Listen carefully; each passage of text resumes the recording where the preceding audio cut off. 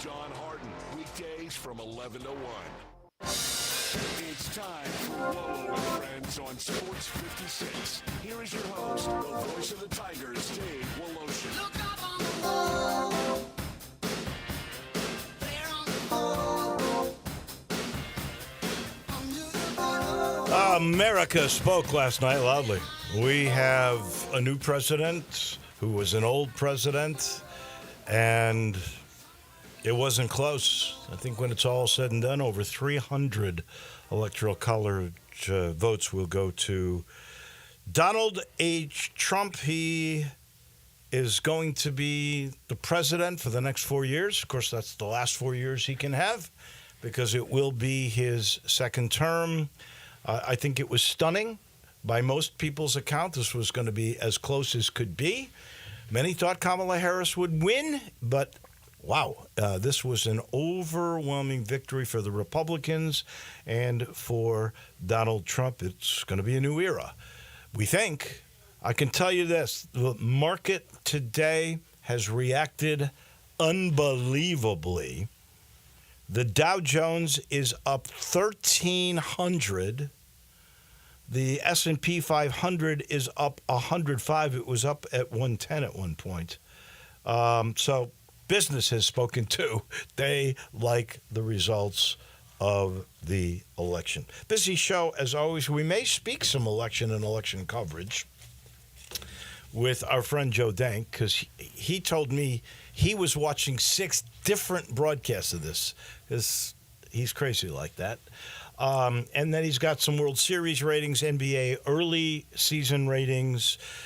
Believe it or not, the Super Bowl on Fox this year, all of their inventory, and Lord knows how much they pay, he's told me, and we'll talk about it, it's already sold out. Do you know how much money they get a spot for the Super Bowl? $7 million for a 30. And they're sold out. The power of the National Football League. So we will talk with Joe Dake about that. And then the Tigers and going to Vegas. And I should point out, do you know, I bet you Bryant Dacus knows this because he specializes in colleges that are under the radar. Okay. Oh, man, I hope I know this. So I want to say with like 7 or 8 minutes left, UNLV, the Tigers' next opponent, I unfortunately think I know the answer to this. was taken on Alabama State. How about that? The Fighting Tony Madlocks. TJ Madlock looked great in that game. I was watching it, Dave. I had 2 bets on the game. I sure did. It was late at night. Had 2 bets out on that game. We won both of them. Can I ask you a question? Please. You're betting on MAC teams. That's right. Now We had the under last night in Central Michigan. You got to bet on the Fighting Tony Madlocks. That's right. Oh, yeah. Well, against him, unfortunately. Oh, my goodness. Are you, like, addicted? Have you got to have the juice? No, like John Harden is? No. Love John, but no. I'm not like him. I just love college basketball, Dave. And so, I'm watching these games. I feel like I got a good edge on them early in the season. We got to pounce on that. So, the Madlocks, I'm trying to remember what they are. Alabama State. They're the Hornets. Hornets. Yeah. They were like within They were 7 fighting. or 8 points, yeah, right? and then UNLV kind of ran away with it late. The Running Rebels ran away with it. I think they won by 14 or 15. I believe it was. It was a game really all close. the way to the last Sure 5 minutes was. of the game. Yeah. So. And TJ Madlock looked great. Former Houston High School. What did he have? I don't know what he finished with. I know he led the team in scoring. He looked really good. He was fun to watch. Really fun player. But yeah, he looked good. He's got to be this guy. A junior or a senior, Tony? He's getting up there. He was in my brother's grade, and so my brother's a junior, so he's a junior, I would say. That's probably. what I would say he's a junior. Yeah. He left because didn't he go with his father to the did. first stop? Mm-hmm. Which, that was. Where was somewhere in North Carolina, wasn't it? Yeah, One of the Carolinas. I'm on his thing now. How can we forget that already? Yeah, I don't know where his first. South Carolina State was his first stop. Yeah, and then that's an awful job. That? And he took Alabama State, and he's turning that around. If they battle with UNLV, but that would say to me, just trying to be logical, maybe through blue and gray glasses here, but I would think that would mean Memphis it's got to be the favorite. Yeah. I would think so. To win this game. Now, Vegas might see it that Sure. way. But you beat Missouri, had this great second half. Mm-hmm. but nobody knows early on. Maybe Madlock's team is really that good. Maybe, yeah. We know TJ could have gone and played at a D1 school. Yeah. He chose to go where his father was. I don't blame him. That's a great relationship. All right. I'm looking forward to that game. I know we got football. It'll be late Friday night as well. And I'll talk a little bit more about that tomorrow because we have our coaches meetings today because they're moved up. Just want to warn everybody, that game Friday night, it's going to be late. It's supposed to start at 8 from my best of my recollection here. There could be a slide. The game could start as late as 8:30. Is there a game before? What's the slide for? There must be. Yeah. And, that means you're walking out of there really late. Yeah, I hope we that's have a a bunch of people because, as we all know, last Saturday didn't work out so well. A lot of craziness going on about all of that, too, that is a little absurd in my estimation. Speaking of absurd, the man with the absurd point of view, Dennis Philippi, is going to join us here in just a minute, brought to you because he's such a good guy. He's brought to you by the sweetest thing going, and that is Dinstall's. And, I think the caramel apples are gone.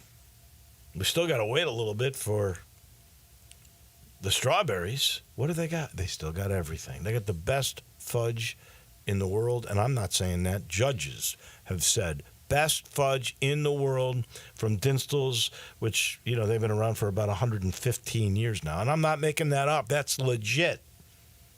There's the Cashew Crunch. Nobody does anything like Cashew Crunch. And it never melts. And if you've never had it, it's...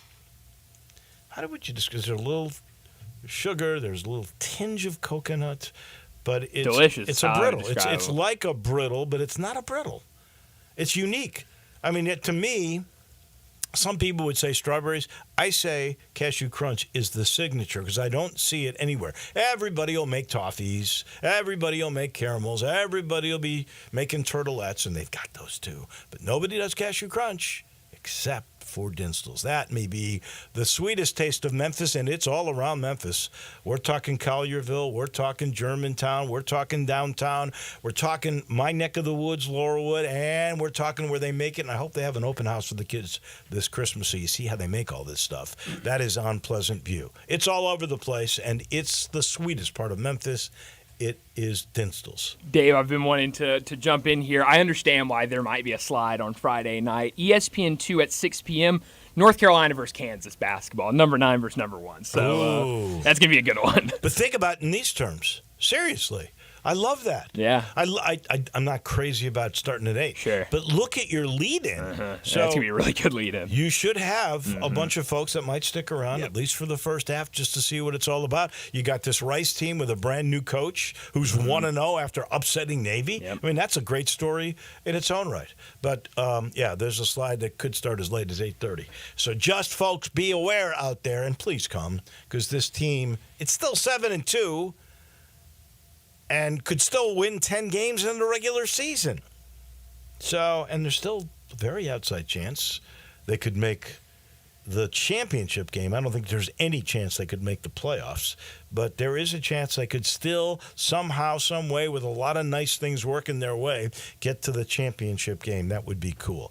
All right, let's bring in our guy, Dennis Philippi. You stayed up late last night for the elections, too. I suspect you look very haggard today. I avoided the coverage of the election. I'm not a political animal. I sat on my front porch and I looked at stupid videos on my phone instead of watching election coverage. I decided that I would let Jon Stewart break the news to me one way or the other. So finally, at 10 o'clock, tuned in and saw what had happened.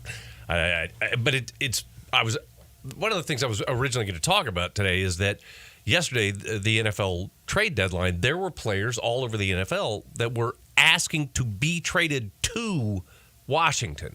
Yeah. That is mind-boggling because Washington has not been a relevant franchise since Joe Theismann taught us the meaning of compound fracture. I mean, they have not been meaningful in a long time. That is partially because Daniel Snyder was their owner. Absolutely. He's gone, and once he left, they got a guy named Jaden Daniels. Jaden Daniels is not only going to be Rookie of the Year. I've said this now 3 times on the show. He is going to be in the conversation for MVP as a rookie, and that's worth noting. Marshawn Lattimore from the Saints went to the Commanders at the trade deadline.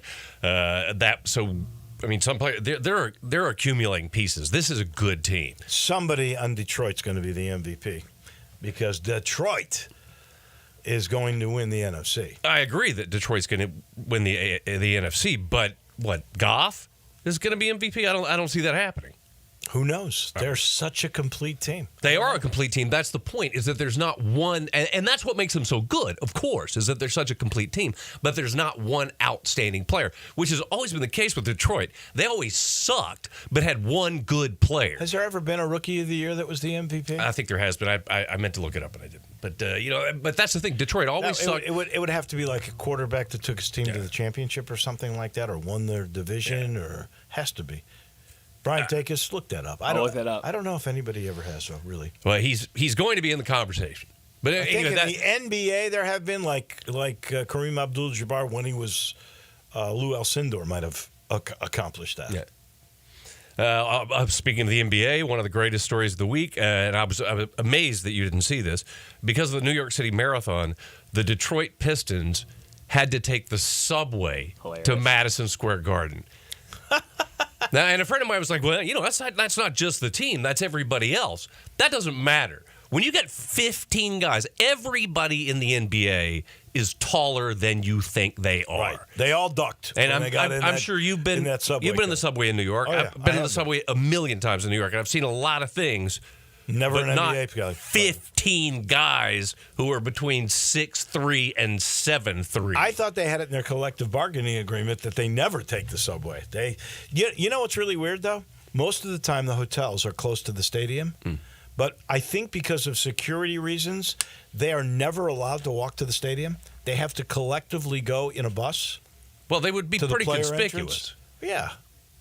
But I find that, like, if they're staying, which most of them do, at the Westin, right across the street, they can't just walk across the street. They got to get in a bus. Meanwhile, you got the Pistons on the subway. That's funny. You've been in this situation on the subway in New York where if you sit down, then you've got people's butts So in your did face. the Knicks have to do the same thing because of that? I don't have any idea how the Knicks got to Madison Square Garden. I just know the Pistons had to take the subway. That is great. Did they win the game? Have no idea. The Saints, of course, fired their coach. Hold on. When was this game? We're moving on. They won the other night, though. They beat the Lakers Monday night. I don't think they won that game, though. But they won. They did beat the Lakers. I don't think they won this game. They took the subway. They lost the game. I think the so. subway game. They lost. I think so. Okay.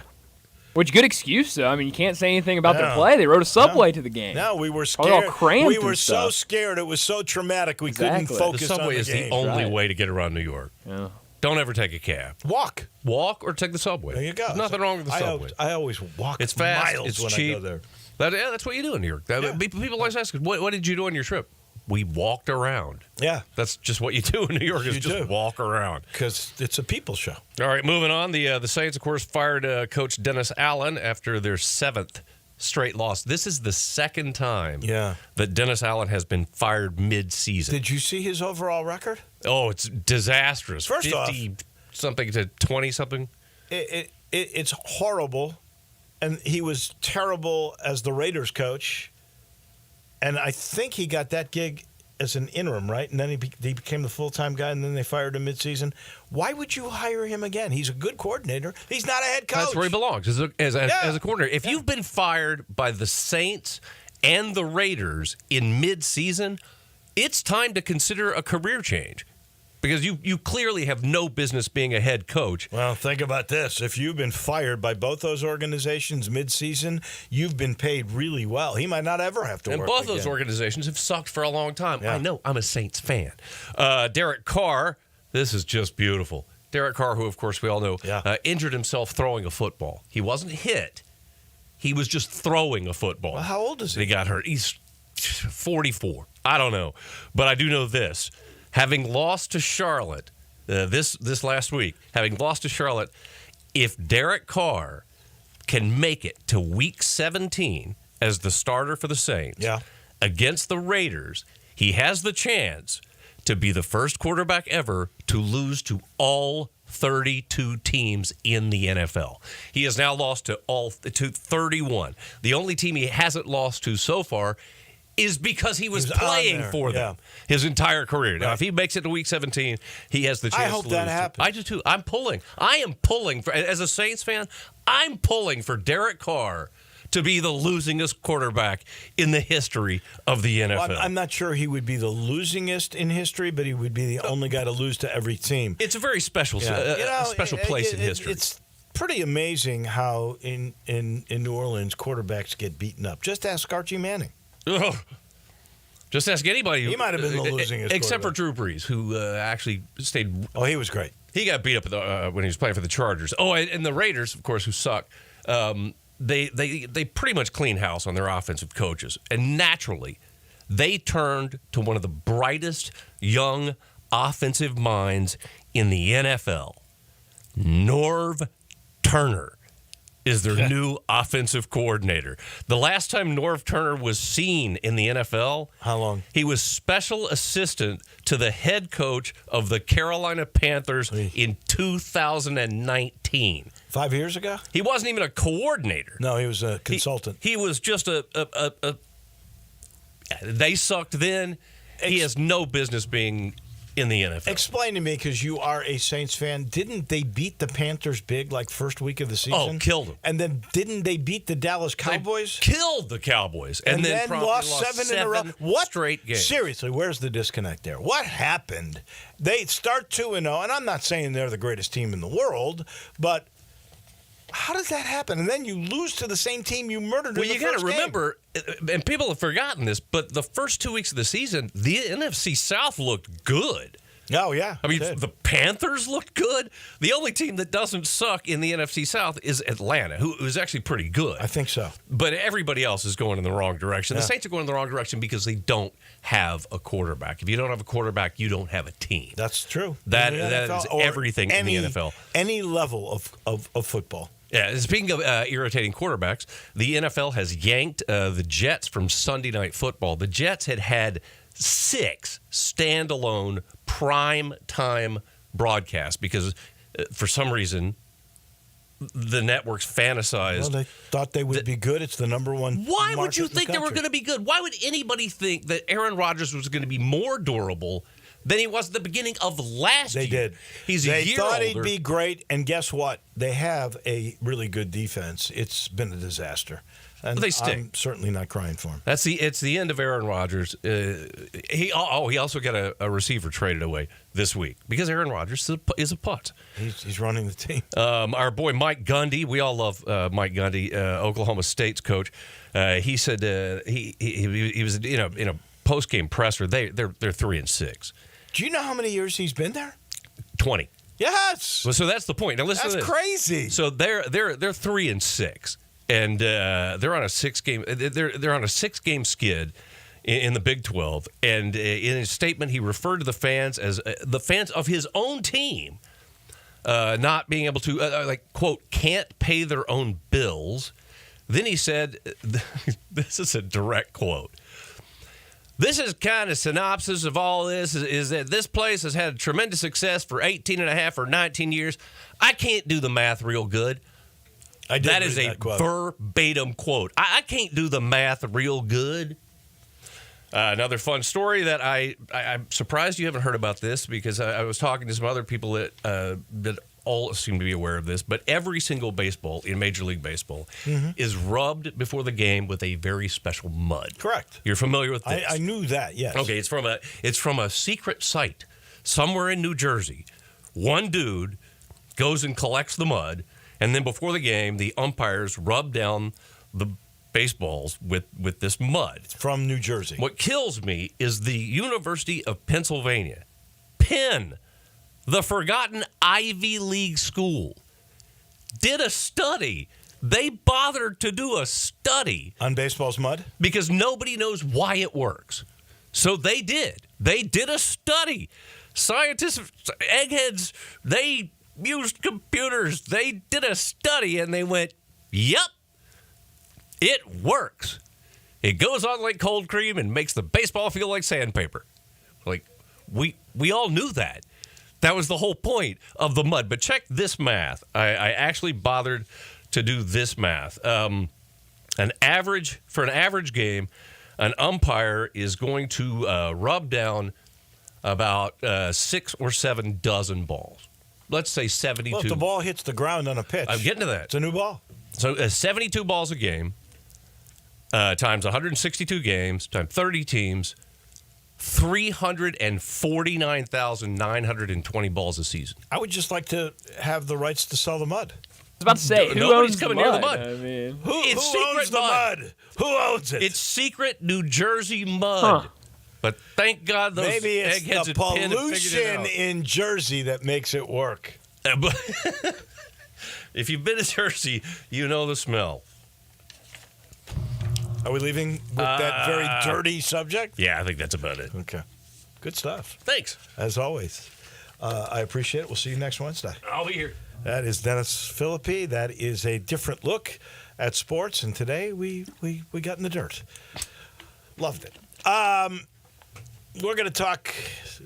I want to start with election coverage because Joe Dank is so multi-talented. He was up till 3:30 in the morning watching like 6 different TVs.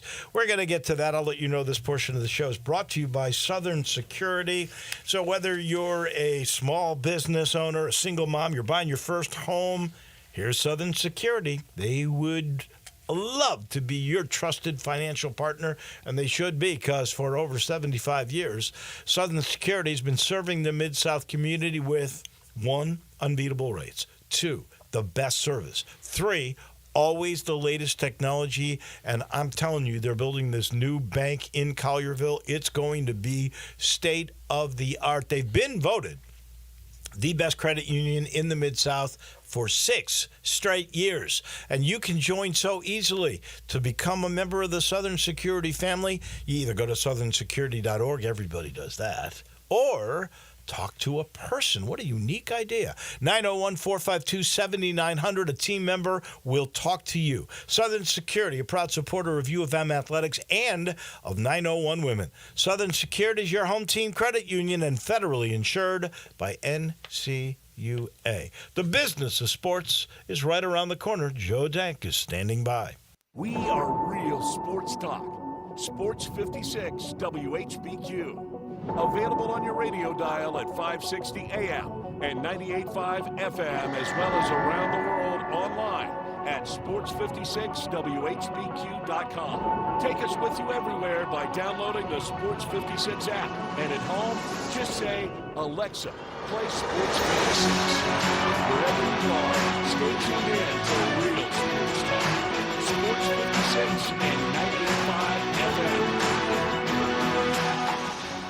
Fall is football at the Owner's Box Sports Bar and Grill in Lakeland, Town Square. Monday through Friday is happy hour from 3 to 6 with $1 off all draft meals, $5 off well drinks, $4.50 for house wine, and half off pretzel bites, mozzarella sticks, queso, corn dogs, and pickles. Vinegar Friday night lights from 7 to closing. Dine in and buy 12 wings, get 5 regular wings for free. Come watch college football and every pro game on the weekends. All at the Owner's Box Sports Bar and Grill in Lakeland, Town Square, Highway 70. Fall is football.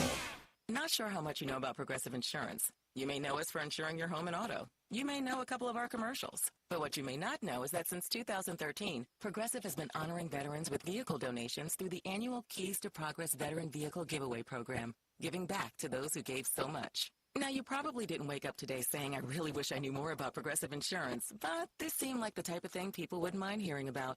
Find out more about how we're dedicated to our customers and communities at Progressive.com. Progressive Casualty Insurance Company and Affiliates. What happens when former real estate agents want to sell their homes? This is Sheldon Rosengarten with Mark's Benstorff Realtors. I am so proud and feel so honored when former real estate agents contact me when they want to sell their homes or someone has called them asking whom they should use. They know that I've been in the business for quite a while, have a great deal of experience, and know that I'm good at marketing and I'm part of a nationwide relocation network. Over the years, I've developed a highly successful strategic marketing program that can make the difference in what you make and when. Thinking of selling? Talk to 2 to 3 real estate brokers, but make sure I'm one of them. Remember what people often say that when you want the job done, well, Sheldon. So if you or somebody you know is thinking of selling, Remember what other former real estate agents do. They call me at 483-0546 or email me at memphisrelocate.com. That's Sheldon Rosengarten at memphisrelocate.com or 483-0546.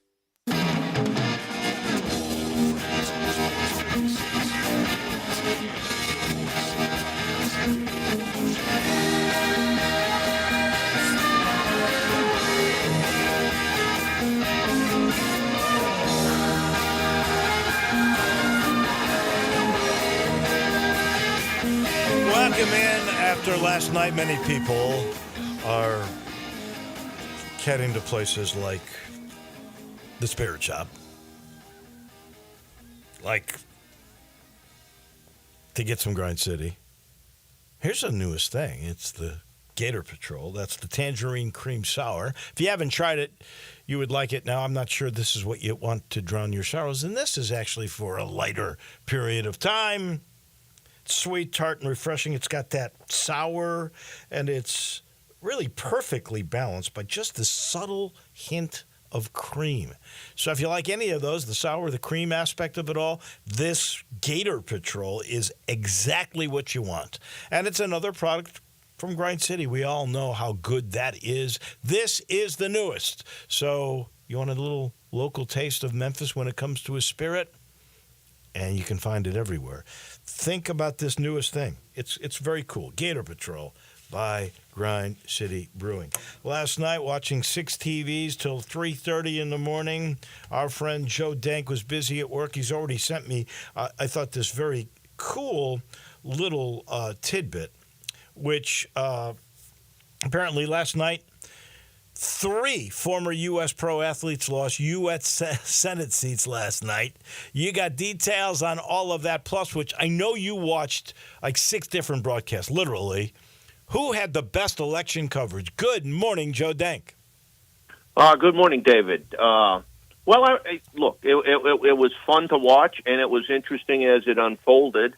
And as the tide turned in favor of Trump, the folks on Fox News Channel became giddy, and it was interesting to just watch them. And you know, you could see it coming, but they weren't always able to really contain their enthusiasm, and so that was interesting. I thought the best overall coverage was on ABC.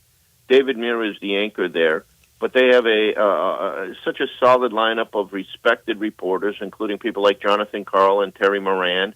And then their panel, I think, is amongst the best, and that includes Chris Christie, the former governor of New Jersey, Donna Brazile, who ran several campaigns. It was a tough night for Ms. Brazile. You know, she was out there for a long time and has been involved in so many of these campaigns, but she had trouble dealing with the Harris loss, and so that was interesting.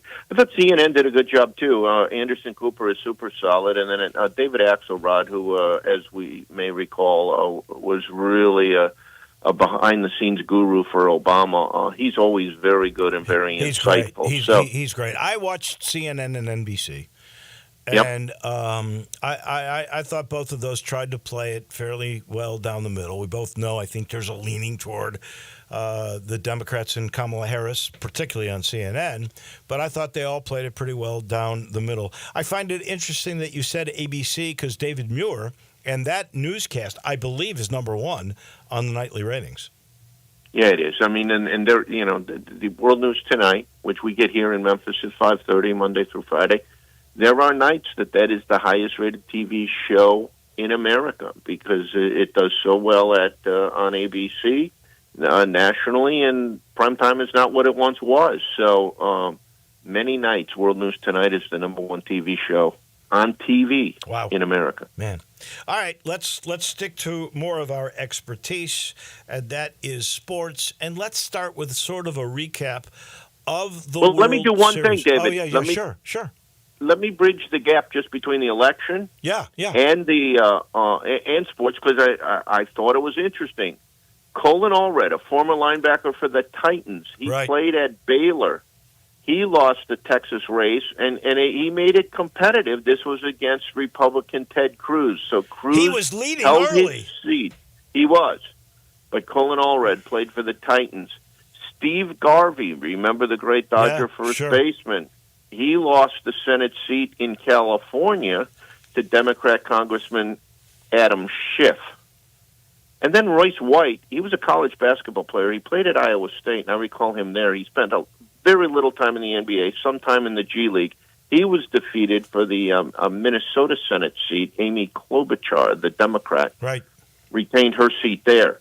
But just very interesting that it came down, the U.S. Senate seats, there's only 100 on the planet, and 3 guys who had played professional sports got their party's nomination. They all lost, but I thought that interesting. Do you know offhand, are there any senators or congressmen? Looks like, and we know now the Senate's going to be Republican-controlled. It's still up for grabs in the House. But do we have any other pro athletes in Congress or in the Senate? Oh, I shouldn't. I'm trying to think of that right now. We recall the days of Jack Kemp, Jim Bunning. Those guys were big and important. Don't forget Bradley.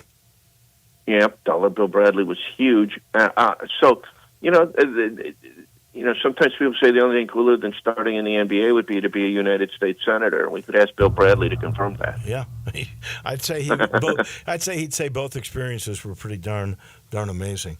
But absolutely, Steve Garvey, gosh, he went from the greatest guy, like the most upstanding role model in the history of mankind, to a bad boy. Remember, sort of infidelity, I believe, was the issue, and then kind of recovered and ran for the Senate. Didn't work out, but give him credit. All right, let's since you mentioned Garvey, he was a Dodger. World Series. Dodgers take it in 5. They're up against the Yankees. It could have gone back to L.A. if the Yankees had won Game 5, but they did not, and they blew a big lead. What were the ratings for the series like? Well, so here's the most interesting nugget I take away from the World Series. First of all, the Game 5 did get to 18 million. Now, we probably would have seen the ratings for a Game 6 and or a Game 7 top the 20 million mark. This is the highest rated World Series in about 7 years. But here's my takeaway that I found just remarkably interesting. So the highest rated World Series game in the last 7 years came in at 18.15 million viewers. What does a regular season NFL game get? In the early window, you'll be doing 15 to 17 million, plus or minus, say, 3 million, okay? Mm-hmm. Now, the later games in that 330 type atmosphere usually get somewhere between 20 and 25 million. So just for reference. So the World Series can't. The deciding game of the World Series couldn't even come close to an afternoon NFL game on a standard Sunday. Right. It came close, but it couldn't beat it. Exactly. That's incredible. Now, take away football from the equation for just a moment, okay? College football or NFL football, or both? Both. Okay. College and pro football. If you take that out of the television ratings comparison game, if you will, the Game 5 of the World Series is the second highest viewed telecast of a sporting event this year. But guess what's number one? Second most was that, if it wasn't football, was the World Series. What could be number one? Well, now think about this for a second. I think it was not an NBA game because we're going to get into their ratings. I don't think they've been very good. Could it's not going to be NHL. Could it be college basketball? It could be, but it might be a surprise. It was the women's college basketball national title game. Wow. The highest-rated non-football television event was Caitlin Clark in the Final Four. Caitlin Clark delivered 18.89 million viewers for that national title game, and that's the top-viewed sports show that non-football in America this year. Okay. A remarkable story. So here is for future shows. Now that South Carolina is clearly the favorite, I don't know if they're playing UConn this season. I hope they are. I'm going to be curious to see, was this a Caitlin Clark effect? And I think it's going to be the or.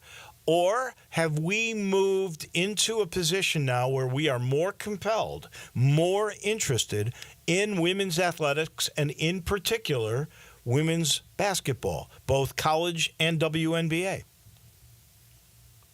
What do you think? Is this a new age? Well, I believe we're in a better place with the women's game on television than we've ever been before in general.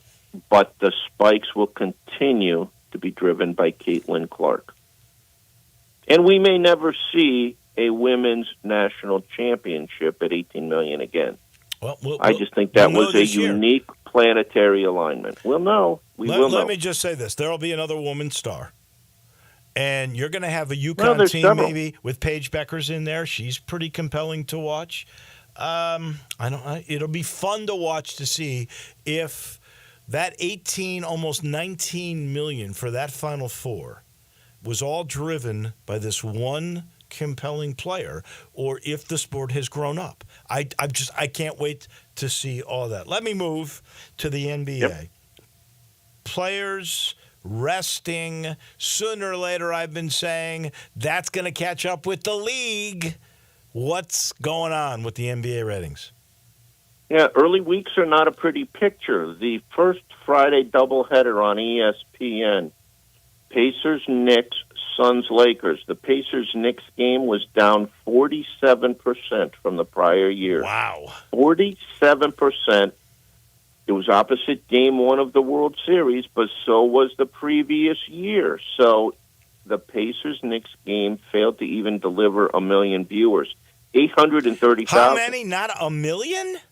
830,000 viewers to the Pacers-Knicks on the first Friday. Wow. Suns-Lakers did a little bit better. They did 1.4 million, but they were still down 22% from the previous year. Wow. On the following Wednesday night, Pacers-Celtics game was down 2%, but then the Thunder and the Spurs played, and that game was off 51%. Lord. That was against Game 5 of the World Series, but again, so was last year against the Game 5. So these are shocking. The TNT game played against Game 4. It featured the Mavs and the T-Wolves. It was down 17%. So these, I think, could be called alarming drop-offs for the NBA. What do you attribute this decline to? You take any of what I mentioned earlier. This bugs me.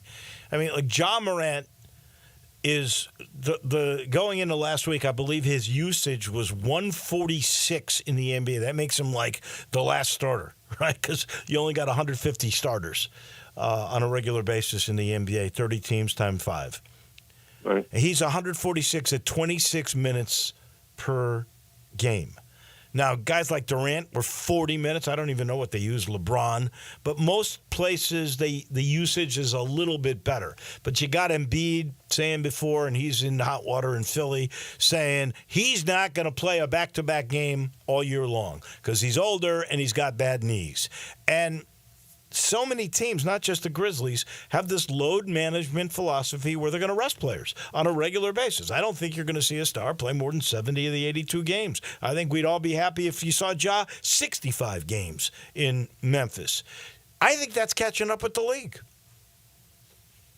Well, I think it does. I think it really affects the comfort level of ticket-buying fans. I think it also, though, translates to television viewing as well. You know, this discussion about we're not going to play back-to-backs. I mean, if back-to-backs are such a critical issue that the teams cannot count on their top players to play, then you just simply have to question why the league continues to schedule back-to-backs. I mean, you know, Right. Justin Timberlake Agreed. is going to come and play.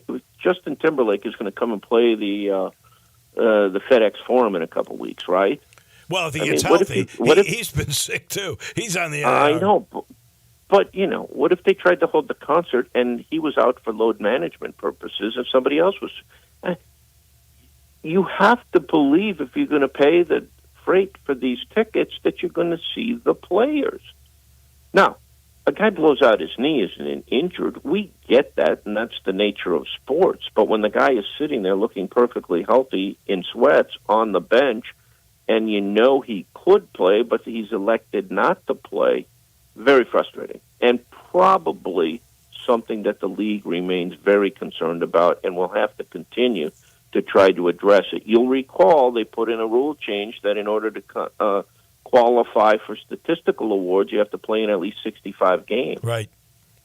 Well, But don't that you still means remember? you're missing 17. Don't you remember there was a requirement that unless you were injured, if it was a national TV game, you had to play? So they're Right. basically saying, this was my take on it. You know how much it costs to sit down low for a Grizzlies game? Lord knows what it costs in L.A., Chicago, or New York, but at the Grizzlies, it's over $200, $300, whatever it is. And they're saying, we don't really care about you, but if the game's on national TV, that we care about. You got to play your guys then. And it's bizarre, and you know. Well, and Dave, think about it. We have the David Stern would have been more stern, I think, about some of this stuff than Adam Silver has been. No question. He ran it with an iron fist, and he really built it to what it became. This is all very important, though, because as you know, we go into the new media deal next year, which is just unbelievable amount of money. Yeah. But the people who have committed those dollars have to be concerned about really two things: the player participation that you've addressed, and then this early season drop-off on a year-to-year basis of somewhere between 30 and 50%. That's not good. But perennially, I believe after Christmas is when the NBA ratings normally go much better. So we'll keep an eye on that one. Last thing, real quick. You told me they are getting $7 million a 30, and that Fox has already sold out the Super Bowl for this year? That's amazing. We, as you know, are 3 months away from the game, and if you wanted to buy a commercial today, you can't because they're all gone. Is that phenomenal? And I hate to say this because I don't know. How many availabilities are there in a Super Bowl? 7 million times 30 times whatever. How many are there? Well, so here's one way to do it. I don't know the exact number, but 2 years ago, Fox had the Super Bowl, and they did just under $600 million total for ad revenue related to that game broadcast. So, you know, you start to say if you're doing it at $7 million and you had around 100 commercials, that's 700. That's 700 million. So it's somewhere between, let's say, 80 to 100, and the question is, where do we start counting? Do we start counting in-game?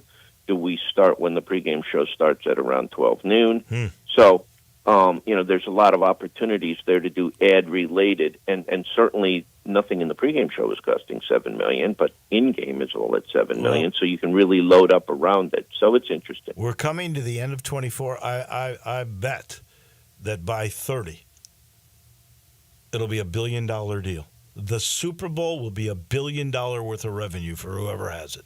That's crazy. That's great stuff. Well, the audience last year was 123 million. Nothing else is going to do that. So people will pay the freight to talk to that audience, won't they? No doubt. Yes, they will. There's no question about it. Joe, can't wait to talk to you again next week. Thanks again. Appreciate it. Have a great day, Dave. Thanks. That's our man on business and sports. That is Joe Dank. He's brought to you by the Eflin Insurance Company. They do business the right way, too. The way they do it is they get to know you. It's insurance the collaborative way. They want to know your family better so they can best protect your home, your car, your future with life insurance. They do the same thing with businesses. Small to mid-size is their specialty, where they're going to get to know you, your product, your employees, figure out your budget, and then get the perfect commercial insurance protection. It's that simple. Go to the Eflin Insurance Company website, learn more so they can learn more about you. And collaboratively, they'll make sure you're protected. That's how they do it at the Eflin Insurance Company. We talk Tiger Hoops with Commercial Appeal beat writer Jason Munz in just a minute. Add a little fun to your lunch break. Join Johnny Radio for Sports 56 Happy Hour from 11 to 1 every weekday on Sports 56 and 98.5 FM.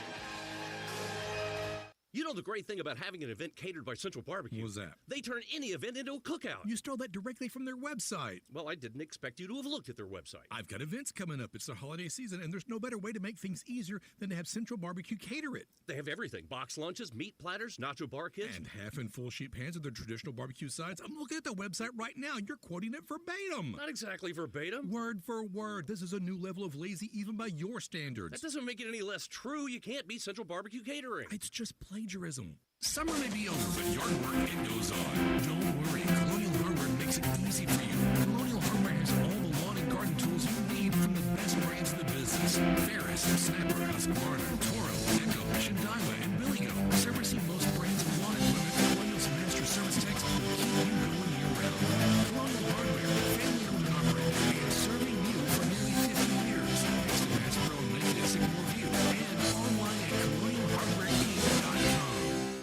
This is an ad by BetterHelp. What comes to mind when you hear the word gratitude? Give yourself some thanks by investing in your well-being. BetterHelp is the largest online therapy provider in the world, connecting you to qualified professionals via phone, video, or message chat. Let the gratitude flow. Visit BetterHelp.com/succeed today to get 10% off your first month. That's BetterHelp, HELP.com/succeed. Hi, this is Troy Five-Ash, owner of Five-Ash Roofing. Did you know there are so many roofing companies in Memphis that I don't even know them all? So that begs the question, which one should you choose? So I thought I'd give you a little background about me. My grandfather was a World War II Marine. My father worked for the University of Memphis for nearly 30 years. My mother, a pianist at Raleigh Baptist Church. Seems like forever. I went to Brownsville Road, Craigmont, and Bartlett High School, class of 81. We support the local school systems, youth athletics, and believe in what St. Jude and Le Bonheur stand for. I'm a Tiger and Grizz fan. The point? Memphis is my home. Five-Ash Roofing will be around if you ever have a problem with the service we provide. Five-Ash Roofing, fair, honest, and ethical, with deep local ties in our community. 367-0050 or memphisroofer.com. Five-Ash Roofing is what we do. We're here for you. Of everything that isn't Back to Wallow and Friends on Sports 56. Here once again is the voice of the Tigers, Dave Woloshin. We always end our Wednesdays with Muncie, Jason Munz from the Commercial Appeal. So we had two sort of chances to glimpse, not really see the real deal. Now the real deal on Monday. We saw Memphis and Missouri. Give me your take on the 24-25 Tigers after seeing the two exhibitions against great competition and then the real thing with Missouri. Good morning, Munzie. Good morning. I still don't know if we know what this, how things are going to go, because now we have seen it has been 3 games. 2 of them were exhibitions. One of them, they didn't exactly stick to the rules of basketball. So how much, you gotta take that one with a big grain of salt. But I genuinely, they've been, all 3 of them have been such a mixed bag that I just still don't know that we really have a firm idea or a firm grasp of what this team is going to be, what they can be. I think what we do know is that they're going to be light years better defensively than they were last season. We know that. I think, we saw, hey, they can actually hit 3-pointers. After making only 4 3-pointers in the 2 exhibition games, they made 8 against Missouri in the 40-minute game against Missouri the other day. So that's nice. The free throw shooting was better than it was in the preseason, so that's good. But still, there was like an 8 or 10 minute stretch of that first half where, and it wasn't just exclusive to Memphis. Missouri was playing some really ugly basketball too. But Memphis, there was a good long stretch of that first half where it looked really, really bad. So I don't know. I still don't know. I still am not sure what we're going to get. I think that's fair enough.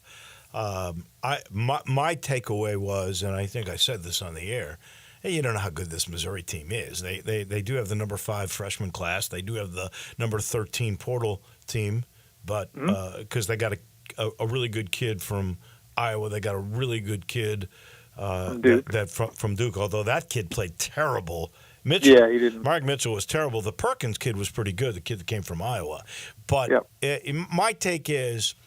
Penny has said, I'm making this team in my image, which was really be a pressing defensive team. And we saw that was the MO in the second half. And I think that's the way they really have to be. They're athletic enough. I don't think they're a great offensive team. I don't think they're a great shooting team. They have a guy who can create inside. It's very interesting, Munzie. On the postgame show, I asked P.J. Haggerty if he had any ties with Kendrick Davis. I noticed they're both from the Houston area. They both started at TCU, and I've not seen a guy other than P.J. that could draw fouls like KD. And he goes, I studied him in high school.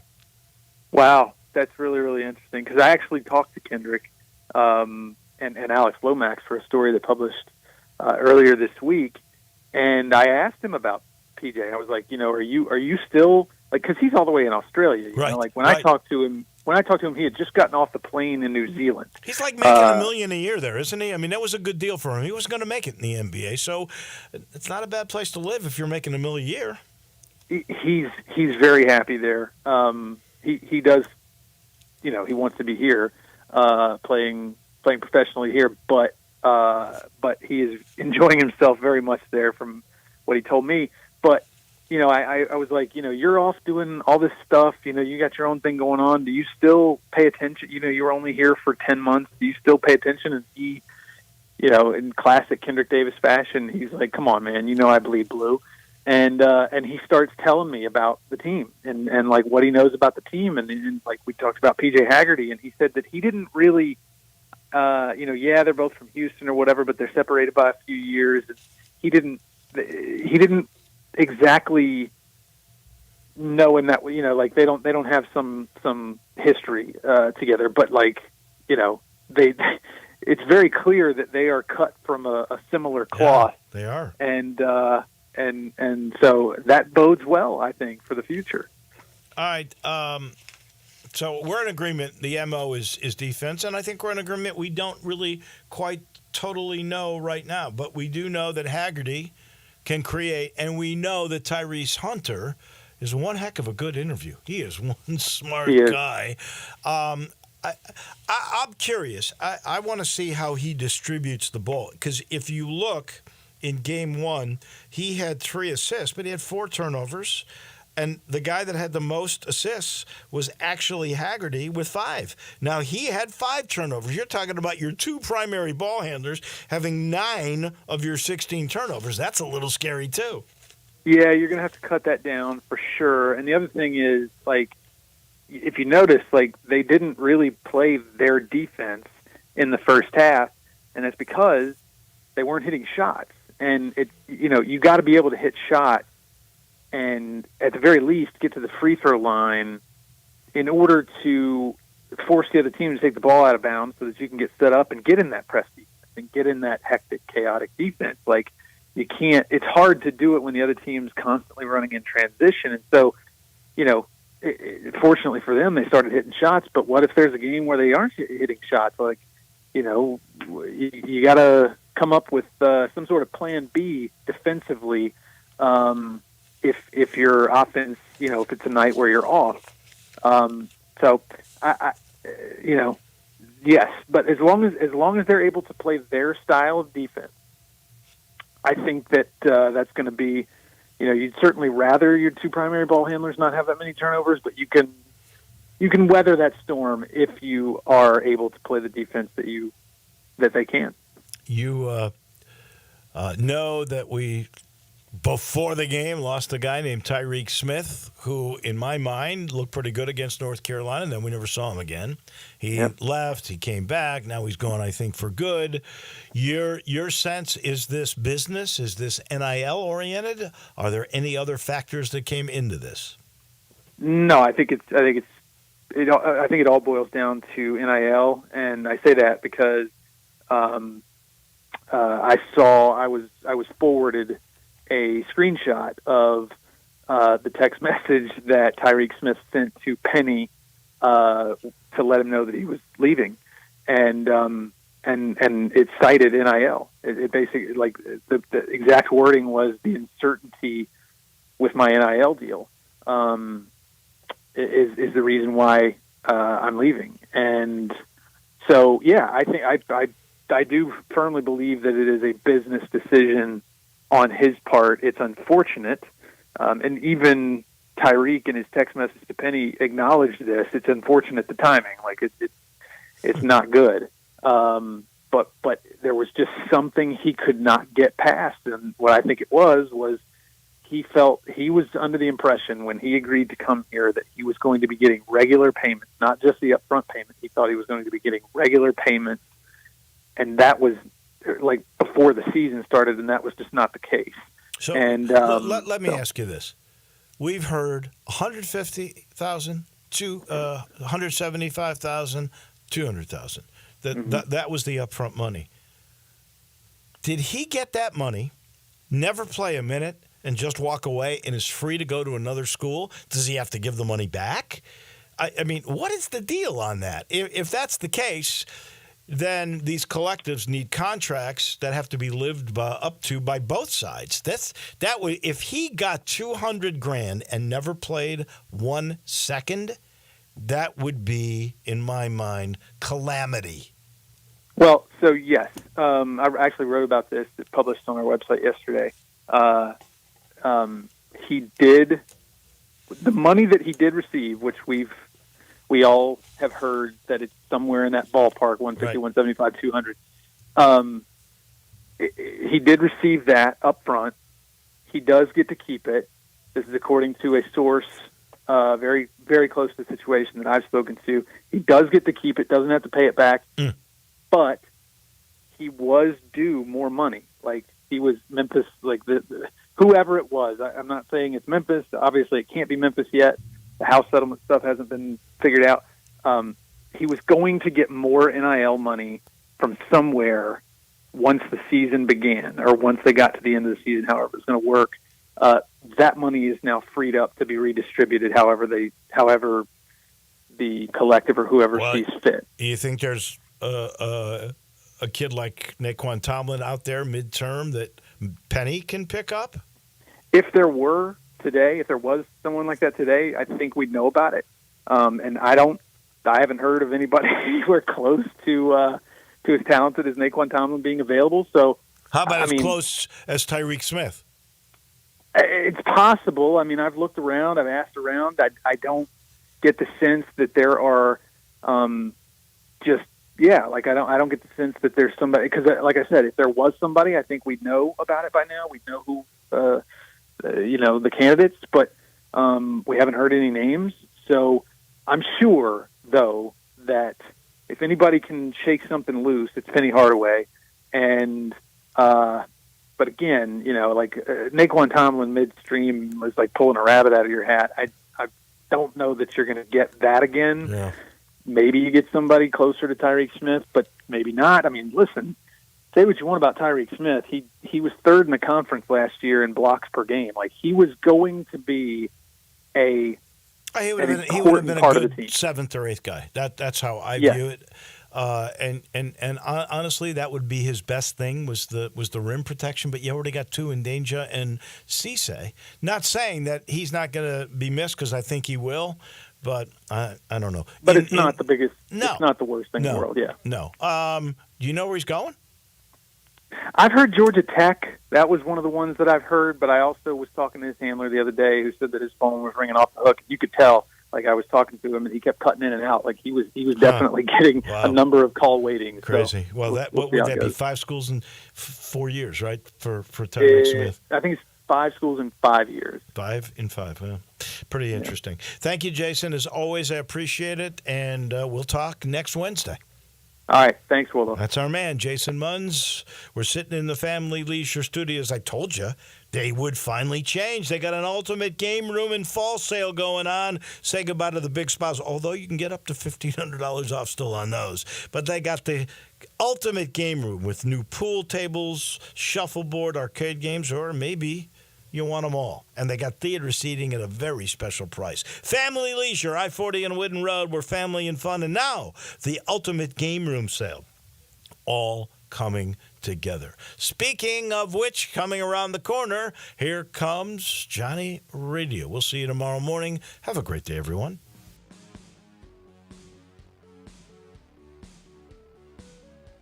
At Jason's Deli, when you're dining in or picking up curbside, you can expect wholesome food and no surprises. Just delicious sandwiches, crisp salads, and quick quality meals made with the freshest ingredients and no artificial trans fats, MSG, high fructose corn syrup, or artificial colors and dyes.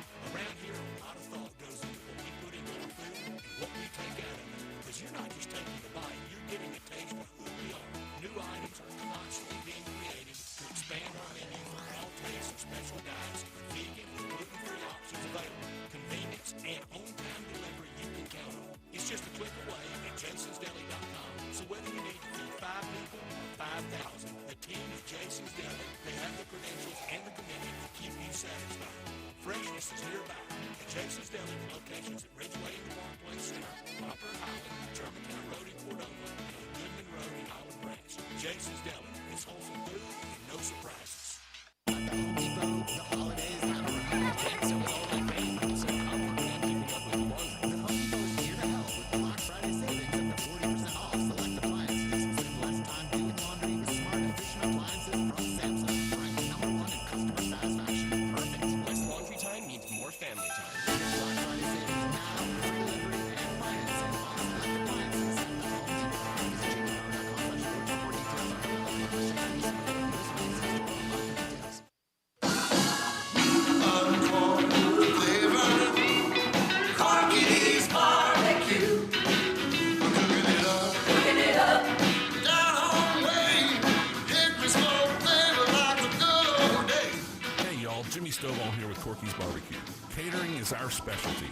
Memphians have trusted Corky's to cater their events for 40 years because we make it easy for you and delicious for your guests. Whether it's 50 people or a crowd of thousands, our experienced team comes to your location, sets up, serves, and ensures everyone enjoys a Corky's all-you-can-eat barbecue buffet starting at only $7.99 per person. You can't beat it. With 40 years of experience, it's easy to see why customers choose Corky's time and time again for all of their catering needs. Visit Corky'sBBQ.com to book us for your next